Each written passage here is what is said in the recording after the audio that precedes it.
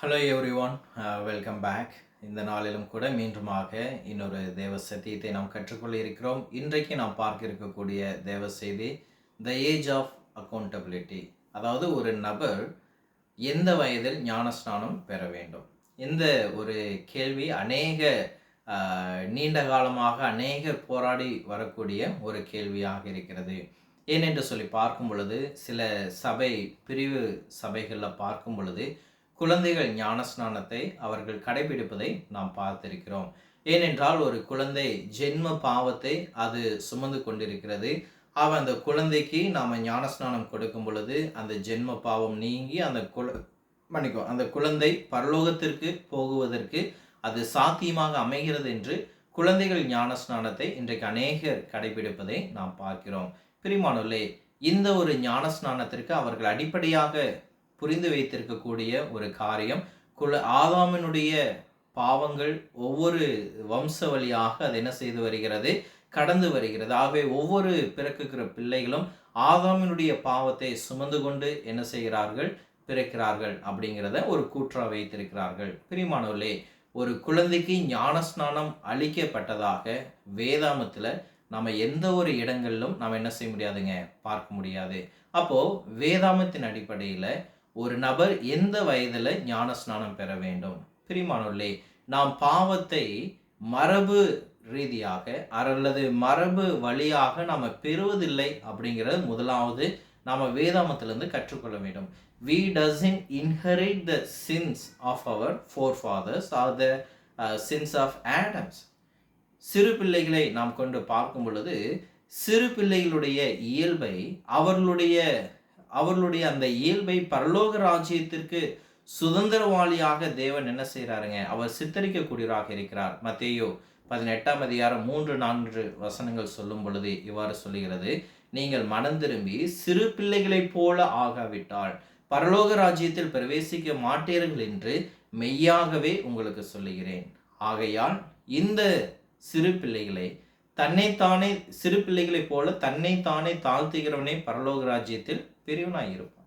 அப்போ பரலோக ராஜ்யம் என்பது யாருக்குரியது அப்படின்னா, சிறு பிள்ளைகளைப் போல அந்த இயல்பை உடையவர்களுக்கு ஆனது அப்படிங்கிறத பார்க்குறோம். அப்போ இந்த வசனம் நமக்கு மிக தெளிவாக விளக்கிறது. The child doesn't inherit any part of the sin of the forefathers or the sins of Adam. எசேக்கியேல் இதை இன்னும் கொஞ்சம் அதிகமாக நன்கு விளக்கும் பொழுது, எசேக்கியேல் 18ஆம் அதிகாரம் 20வது வசனத்தில் சொல்லும் பொழுது, நாம் ஆதாமுடைய பாவத்தையோ அல்லது வேறு முற்பிதாக்களுடைய பாவங்களையோ நாம் மரபு ரீதியாக பெறவில்லை அப்படிங்கிறது எவ்வளவு அழகா சொல்றாரு பாருங்க. பாவம் செய்கிற ஆத்மாவே சாகும். குமாரன் தகப்பனுடைய அக்கிரமத்தை சுமப்பதில்லை, தகப்பன் குமாரனுடைய அக்கிரமத்தை சுமப்பதில்லை. நீதிமானுடைய நீதி அவன் மேல் இருக்கும், துன்மார்க்கருடைய அக்கிரமம் அவன் மேல் இருக்கும் அப்படிங்கிறத வாசிக்கிறோம். எவ்வளவு அழகாக வேதவசனம் சொல்லுகிறது. பாவம் செய்கிற ஆத்மா தான் சாகும். அதே போல ஒரு குமாரன் தகப்பனுடைய பாவத்தை சுமப்பதில்லை, தகப்பன் குமாரனுடைய பாவத்தை சுமப்பதில்லை. அப்போ குழந்தைகள் பாவம் இல்லாதவர்களாக பிறக்கிறார்கள். The child are so important. They are pure, they are innocent, they are holy. அதை தான் இந்த வசனம் நமக்கு அங்கு அறிவுறுத்தக்கூடியதாக இருக்கிறது. எபிரேயர் 12:9 சொல்லும் பொழுது தேவன் ஆவிகளுடைய பிதா அப்படிங்கிறத பார்க்கிறோம்.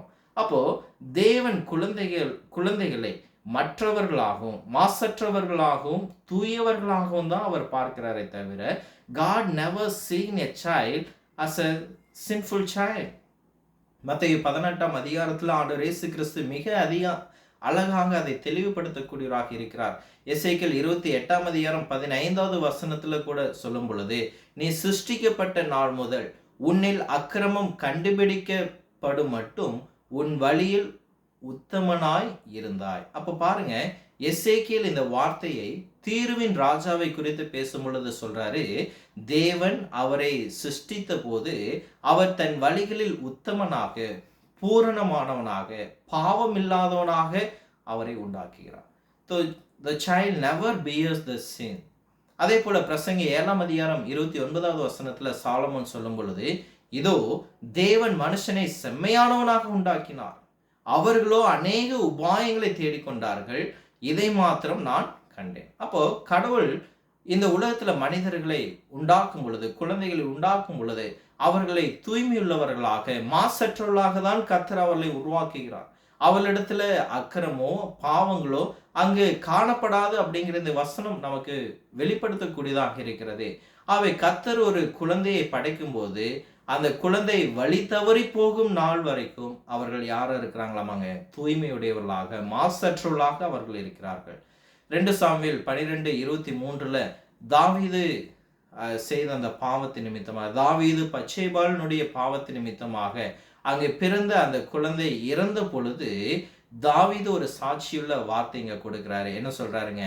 இப்பொழுதோ அவன் மரித்து போனான், நான் உபவாசிக்க வேண்டியது என்ன? இனி நான் அவனை திரும்பி வர பண்ணக்கூடுமோ? நான் அவனிடத்திற்கு போவேன்னு ஒழிய அவன் என்னிடத்திற்கு திரும்ப வரான். பாருங்க, தாவீது தன்னுடைய குழந்தை பரலோகத்துல நான் மீண்டும் பார்ப்பேன் அப்படிங்கிற ஒரு நம்பிக்கை அவருக்கு இருந்தது. பிரியமானவர்களே, the child are so innocent, they are pure and they are holy. ஆகவே நம்முடைய வாழ்க்கையில குழந்தைகள் இறந்தாலோ அல்லது ஒரு பெண்ணுக்கு கருச்சிதைவு ஏற்பட்டு அந்த குழந்தை இறந்தாலோ அந்த குழந்தைகள் பரலோகத்துல தேவனிடத்துல இருக்கும். குழந்தைகளுக்கு ஞானஸ்நானம் தேவையில்லை. அந்த குழந்தை பிறந்து இறக்கும் பொழுது அவைகள் ஞானஸ்நானம் எடுக்க வேண்டிய அவசியம் இல்லை. ஏனென்றால் அவர்கள் மாசற்றவர்கள், அவர்கள் தூய்மையானவர்கள். குழந்தைகள் இடத்துல 3வது பாவம் இல்லை அப்படிங்கிறத பார்க்கிறோம். அப்ப ஞானஸ்நானம் என்பது எதற்கு? அப்போஸ்தலர் 2:38 பாவ மன்னிப்புக்காக ஞானஸ்நானம். அப்போ பாவமறியாத குழந்தைகளுக்கு நாம எதற்காக ஞானஸ்நானம் கொடுக்க வேண்டும்? அப்போ பாருங்க, இன்றைக்கு அநேகர் இந்த குழந்தை ஞானஸ்நானத்துல பாவம் செய்யாத குழந்தைகளுக்கு அங்க ஞானஸ்நானம் கொடுத்து ஒரு தவறான வழியை அவர்கள் பின்பற்றுகிறார்கள். அப்போ இந்த ஞானஸ்நானம் குழந்தைகளுக்கு உரியது அல்ல. 2வதாக, ஒரு நபர் எந்த வயதில் அல்லது எந்த கட்டத்தில் ஞானஸ்நானம் பெற வேண்டும்? பிரியமானவர்களே, ஒரு குழந்தை பிறக்கும் போது மாசற்றதாக இருக்கிறது, பாவம் இல்லாமல் இருக்கிறது. சரி, உண்மையில் ஒரு குழந்தை பிறக்கும் போது அது தேவனுக்கு பொறுப்பு கூற வேண்டிய கட்டாயத்தில் கூட அது இல்லை அப்படிங்கிறத பார்க்கிறோம். the child are not accountable for God. ஏன் என்று சொல்லி பார்க்கும் பொழுது சங்கீதம் 7:11 சொல்லும் பொழுது தேவன் நீதியுள்ள நியாயாதிபதி. இந்த வார்த்தை ரொம்ப முக்கியமானது. அவர் God is a God of righteous. அப்போ he is a righteous judge. அவர் நீதியுள்ள நியாயாதிபதியாக இருக்கிறார். அப்போ நீதியுள்ள தேவனாக இருப்பதால நம்முடைய தேவன் நீதியாக நியாயமாக அவர் நீதி செய்யக்கூடிய ராஜாவாக இருப்பதால ஒரு குழந்தையினுடைய மன முதிர்ச்சியின்மையினுடைய காலங்கள்ல அந்த குழந்தையினுடைய பாவத்திற்குண்டான பொறுப்பை தேவன் என்ன செய்ய மாட்டாருங்க? அவர் ஏற்றுக்கொள்ள மாட்டார். ஒரு குழந்தைக்கு எது சரி எது தவறு என்று சிந்திக்கக்கூடிய திறன் வராத ஒரு நாட்கள் இருக்கக்கூடிய ஒரு குழந்தையின் இடத்துல கர்த்தர் நியாயத்தை விசாரிக்கிறவர் அல்ல. ஆகவே பாவம், குற்ற உணர்ச்சியை மற்றும் பொறுப்பு கூறல் போன்ற கருத்துக்களை புரிந்து கொள்ளக்கூடிய திறன் இல்லாத ஒரு குழந்தையின் இடத்துல கர்த்தர் என்ன செய்ய போறது இல்லைங்க? அவர் நியாய தீர்ப்பு செய்ய போவதில்லை.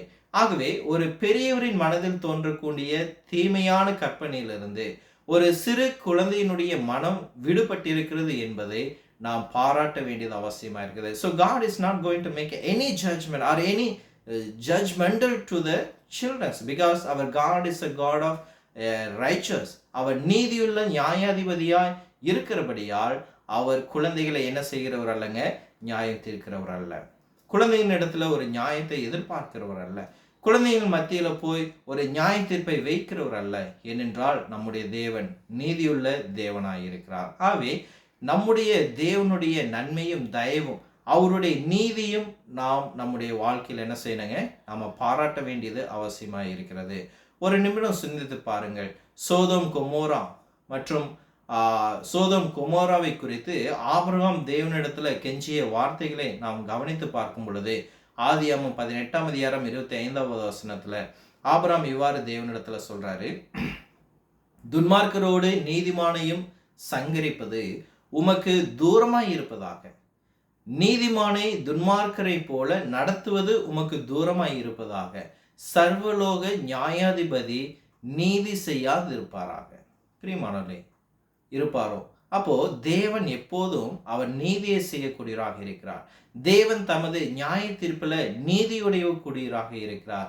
ஒரு குழந்தை தனது சிறிய வளர்ச்சி அடையாத மனதில் புரிந்து கொள்ள முடியாத ஒரு விஷயத்திற்கு அங்கு தண்டிக்கப்படாது அப்படிங்கிறத தேவன் உறுதி செய்யக்கூடியவராக இருக்கிறார்.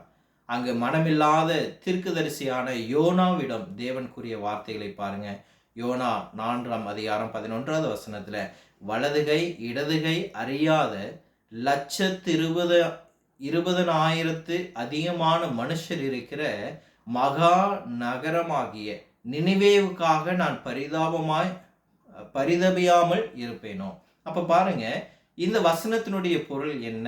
வலதுகை இடதுகை அறியாத 1,20,000 அப்படின்னா, வலதுகை இடதுகை அறியாத அந்த லட்சக்கணக்கான மக்கள் யார் அப்படின்னா, யாரை குறித்து பேசுது அப்படின்னா, குழந்தைகளை குறித்து பேசுகிறது.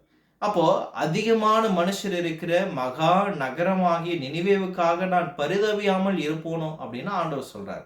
அப்போ அவர் குழந்தைகளை பற்றி இங்கு பேசுகிறார் பாருங்க. நினிவேயில் இருக்கக்கூடிய குழந்தைகள் தேவனுடைய பார்வையில குற்றவாளிகள் அல்ல. ஏன் என்று சொல்லி பார்க்கும் பொழுது, ஏனென்றால் அவர்களால் அந்த பாவத்தை கூட என்ன செய்ய முடியாதுங்க, புரிந்து கொள்ள முடியாது. ஆகவே தேவன் எப்பொழுதும் பாவத்துக்கு உண்டான நியாய தீர்ப்பை குழந்தைகளிடத்துல அவர் செய்கிறவர் அல்ல. இன்றைக்கு நமக்கு பல வசனங்கள் இருக்குது. குழந்தைகள் மாசற்றவர்கள் என்று போதிக்கக்கூடிய அநேக வசனங்கள் இருக்குது. அதுல ஒரு சில வசனங்கள் எரேமியா 19:4, சங்கீதம் 106:38, இன்னும் அநேக வசனங்கள் இருக்கிறது. So we have to make sure the child or the children are pure and they are holy and they are sinless. அப்போஸ்தலனாகிய பவுல் ரோமர் 7ஆம் அதிகாரம் 9வது வசனத்துல தேவனுக்கு இருக்கக்கூடிய அந்த பொறுப்பு கூறக்கூடிய காரியம், த அக்கௌண்டபிலிட்டி பத்தி அவர் சொல்லும் பொழுது இவ்வாறு சொல்றாரு. முன்பு நான் நியாயப்பிரமாணம் இல்லாதவனாய் இருந்தபோது பிழைத்திருந்தேன், கற்பனை வந்தபோது பாவம் உயிர் கொண்டது, நான் மரித்தவனானேன். அப்ப பாருங்க, தன்னுடைய வாழ்க்கையில பவுல் சொல்றாரு, when I become accountable to God, நான் எப்பொழுது என்னுடைய பாவத்திற்கு நான் கணக்கு ஒப்புவிக்கக்கூடிய ஒரு சூழல் வருகிறது அப்படிங்கிறத மிக அழகாக பவுல் இங்கே விளக்கக்கூடியவராக இருக்கிறார். அப்போ அதுல முதலாவது சொல்லும் பொழுது, பவுல் எப்போது நியாயப்பிரமாணம் இல்லாமல் பிழைத்திருந்தார், தன்னை குறித்து அவர் சொல்றாருங்களா, முன்பு நான் நியாயப்பிரமாணம் இல்லாதவனாய் இருந்த போது பிழைத்திருந்தார். அப்ப எப்ப அவர் நியாயப்பிரமாணம் இல்லாதவராக இருந்தார் அப்படின்னா, அவர் குழந்தையா இருக்கப்போ, அவர் குழந்தையாக பிறந்த போது he is not born with the law of Moses. அங்க நியாயப்பிரமாணத்திற்கு அவருக்கு உடன்படவில்லை. எப்பொழுதுங்க, அவர் குழந்தையாக இருக்கும் பொழுது. அவர் ஆவிக்குரிய ரீதியில அந்த குழந்தையின் பருவத்தில் அவர் பிழைத்திருந்தவராக இருக்கிறார். பவுல் மாத்திரமல்ல, இன்றைக்கு உலகத்துல பிறக்கிற ஒவ்வொரு குழந்தைகளும் அந்த குழந்தை பிறக்கக்கூடிய நாட்கள்ல ஆவிக்குரிய ரீதியில ஒவ்வொரு குழந்தைகளும் அவர்கள் பிறக்கக்கூடியவர்களாக இருக்கிறார்கள். ஆவிக்குரிய வாழ்க்கையில பாவம் செய்து மரித்தவர்களுக்கு தான் ஞானஸ்நானம் தவிர, அந்த ஆவிக்குரிய வாழ்க்கையில பிழைத்தவர்களுக்கு ஞானஸ்நானம் இல்லை. அப்போ பவுல் தன்னை குறித்து சொல்லும் பொழுது, அவர் மாசற்றவராக தூய்மையானவராக அவர் இருந்தார். அவர் முதிர்ச்சி அடையாத நிலையில அவர் நியாயப்பிரமாணத்திற்கு அவர் பொறுப்பானவர் அல்ல. ஆனால் அந்த வசனத்துல சொல்றாரு பாருங்க, கற்பனை வந்தபோது பாவம் உயிர் கொண்டது. அவர் கற்பனை வந்தபோது நான் பாவம் உயிர் கொண்டது, நான் மரித்தவன் ஆனேன் என்று சொல்லுகிறார். அப்போ ஒவ்வொரு இளைஞனுக்கும் என்ன நடக்கிறது அப்படிங்கிறத பவுல் இங்கு விளக்கக்கூடியவராக இருக்கிறார்.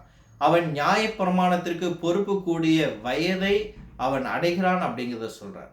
வளர்ந்த பிறகு, வாலிபனான பிறகு, நன்மை தீமை அறிந்த பிறகு அந்த நியாயப்பிரமாணத்துக்கு உண்டான பொறுப்பை அவன் பெற்றுக்கொள்கிறான். அப்ப அந்த கட்டத்தில் அவன் பாவம் செய்யும் பொழுது ஆவிக்குரிய வாழ்க்கையில் அவன் மரிக்கிறான்.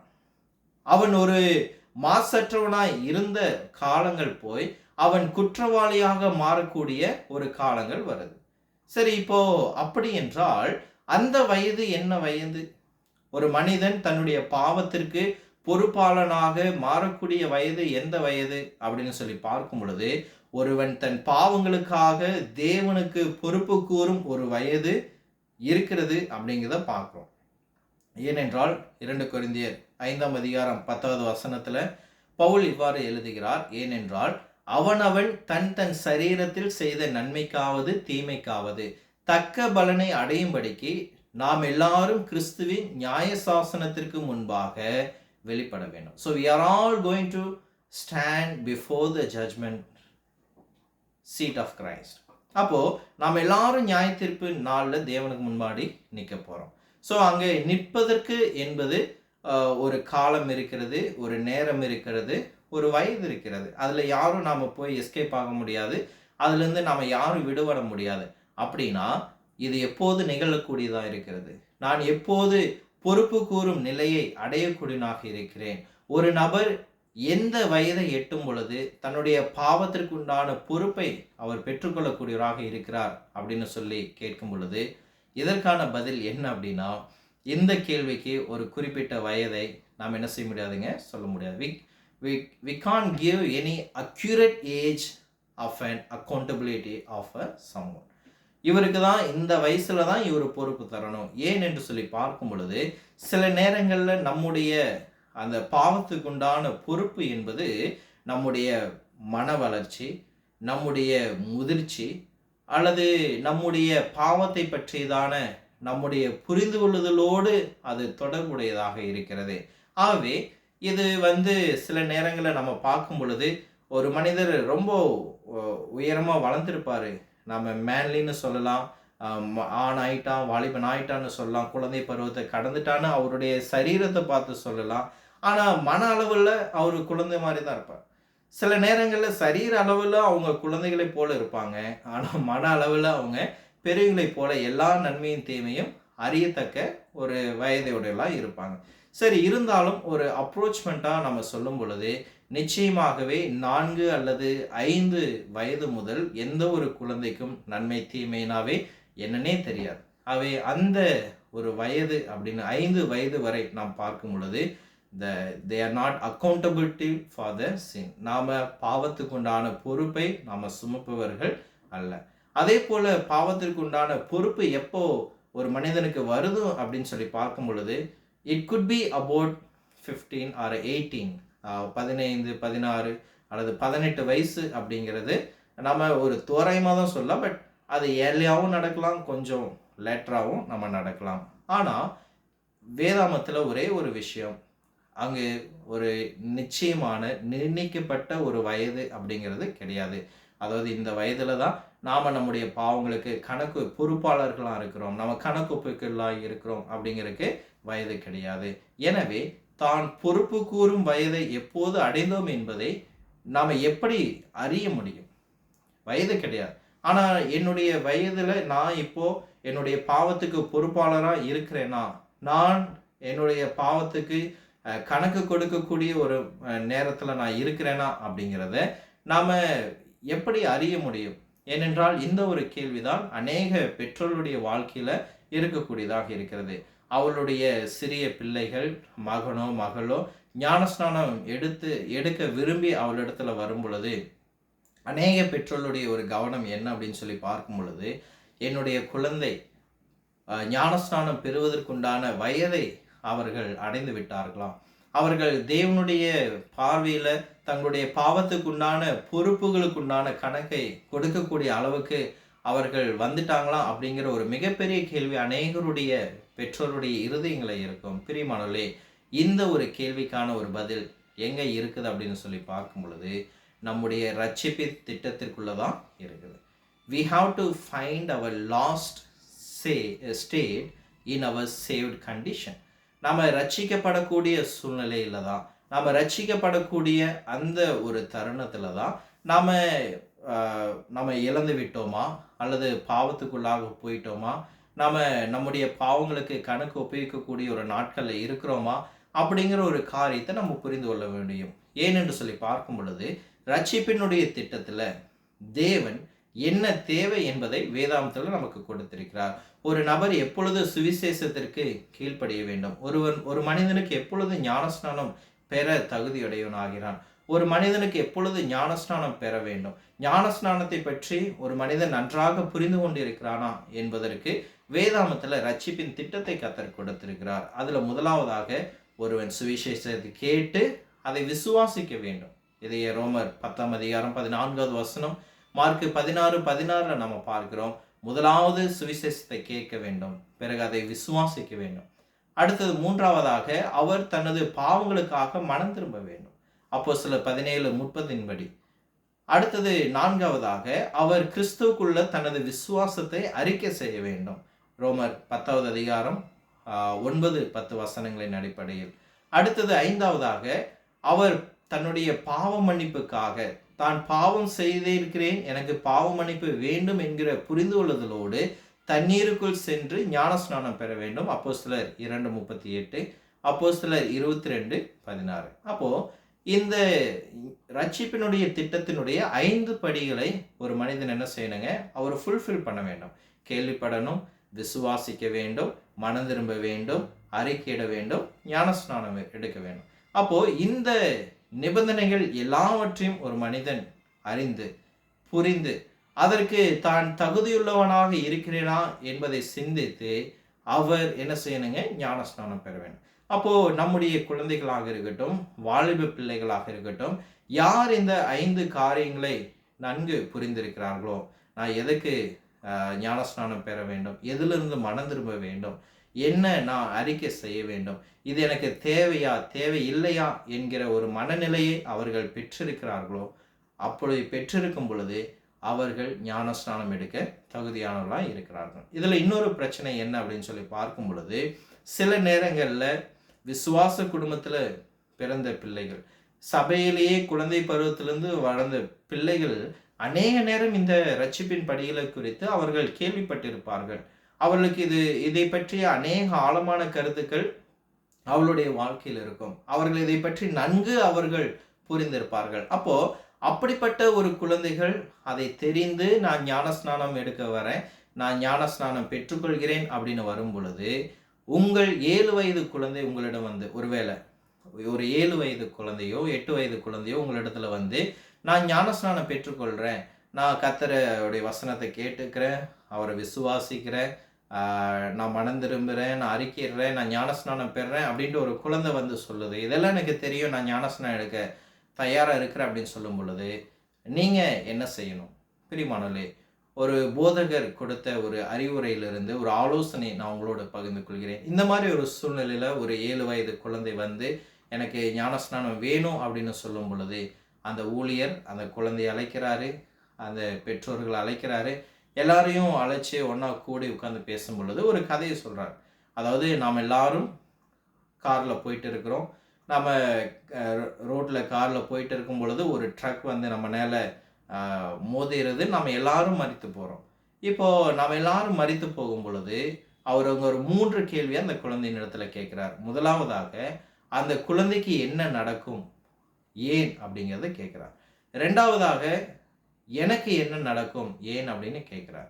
மூன்றாவதாக உனக்கு என்ன நடக்கும், ஏன் அப்படின்னு கேட்குறார்.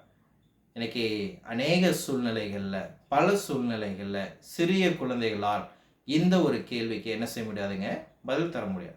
ஒருவேளை அந்த குழந்தை சொல்லலாம், நான் கேள்விப்படுறேன், கர்த்தரை விசுவாசிக்கிறேன், மனம் திரும்புகிறேன். ஆனால் இந்த ஒரு சூழ்நிலையில் அந்த குழந்தைகளுக்கு அநேக நேரம் பதில் தர முடியாது.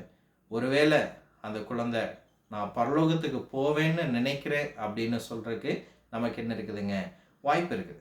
ஒருவேளை அந்த குழந்தை அப்படி நான் பரலோகத்துக்கு போவேன் அப்படின்னு சொல்லும் பொழுது, அத்தகைய சந்தர்ப்பங்களில் நீங்கள் பெற்றோரை பார்த்து உங்கள் குழந்தை இப்போது சரியாக அந்த இடத்திற்கு தான் பரலோகத்துக்கு செல்லும் என்று நான் நினைக்கிறேன் அப்படின்னு சொல்லலாம். ஏன்னா அந்த குழந்தைக்கு சரியான புரிதல் இருக்குது. ஆனால் அங்கே இன்னொரு விஷயமும் நம்ம பார்க்கணும். ஞானஸ்நானம் இல்லாமல் தான் நரகத்திற்கு செல்வோம் என்றும் அந்த குழந்தை நம்பும் அளவிற்கு நாம் என்ன செய்யணுங்க, நம்ம போதிக்க வேண்டியது அவசியமாக இருக்குது. அப்போது பரலோகம் ஒன்று மாத்திரம்தான் நம்ம மரித்தா போவோம் அப்படின்னு ஒரு குழந்தை புரிந்திருந்தால் கூட அது தவறான புரிந்து கொள்ளுதல். அந்த குழந்தைக்கு ரெண்டும் தெரியணும். நம்ம பரலோகத்துக்கு போவோம் எப்போங்க, நன்மை செய்யும் பொழுது. தீமை செய்திருப்போம் என்றால் நம்ம நரகத்துக்கு போவோம். ஆகவே ஒரு தவறான புரிதலுக்கு, தவறான பதில்களுக்கும் சரியான போதனைகளை நாம் பெற்றுக்கொள்ள வேண்டியது அவசியமாக இருக்கிறது. ஆகவே ஞானஸ்நானம் என்பது யாருக்கு அப்படின்னு சொல்லி பார்க்கும் பொழுது, ஞானஸ்நானம் இழந்து போனவர்களுக்கானது. ஞானஸ்நானம் என்பது ரட்சிக்கப்பட்டவர்களுக்கு அல்ல, பாதுகாப்பாய் பாவம் செய்யாமல் இருப்பவர்களுக்கு அல்ல, அது குழந்தைகளுக்கானது அல்ல. ஆகவே குழந்தைகள் ரட்சிக்கப்பட வேண்டிய அவசியம் இல்லை. ஏனென்றால் அவர்கள் ரட்சிக்கப்படுவதற்கு அவர்களிடம் எந்த பாவம் இல்லை. ஆகையால் தான் இயேசு கிறிஸ்து மத்தேயு 19:14 சொல்லும் பொழுது, சிறு பிள்ளைகளை என்னிடத்தில் வருகிறதற்கு இடம் கொடுங்கள், அவர்களை தடை செய்யாதிருங்கள், பரலோக ராஜ்யம் அப்படிப்பட்டவருடையது. ஆகவே பிரியமானவர்களே, ஞான ஸ்நானத்தை பற்றி நாம் தொடர்ந்து நன்கு அறிந்து கொள்வோம். உண்மையாகவே நம்மை சுற்றி நடக்கக்கூடிய குழந்தை ஞான ஸ்நானங்கள் மிக தவறானது என்பதை நாம் பெற்றோருக்கும் நம்மை அறிந்தவர்களுக்கும் நம்ம எடுத்துரைப்போம். ஞான ஸ்நானம் யாருக்கு தேவையோ அவர்கள் அந்த ஞான ஸ்நானத்தை புரிந்து கொண்டவர்களாய் அவர்கள் எடுத்து பாவ மன்னிப்பாகிய நித்திய மீட்பை அவர்கள் பெற்றுக்கொள்வாராக. கர்த்தர் தாமே நம் ஒவ்வொருவரையும் ஆசீர்வதிப்பாராக. மீண்டும் அடுத்த பாடத்திலே உங்களை சந்திக்கிறேன். அதுவரை கர்த்தர் தாமே நம்மை ஆசீர்வதிப்பாராக. நன்றி.